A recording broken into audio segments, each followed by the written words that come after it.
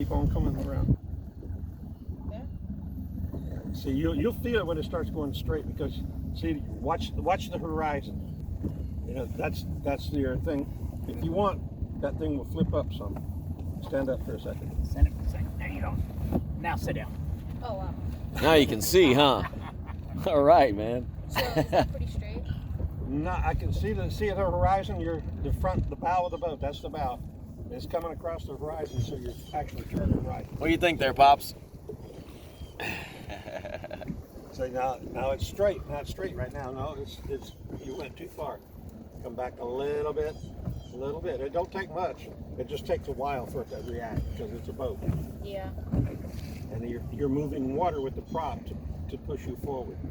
Now, you're just idling, so you can put, like you said, grab it like this, not like this, on top. Oh.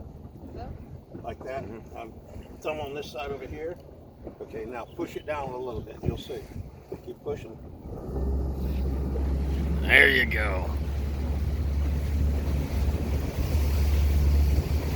Now watch the boats. You want to go to the right of him, but wait. No, don't go left. Keep going straight because he's you and him are going on the same, but he's going to be past you when you get there. Listen exactly what Pat said, not what we do.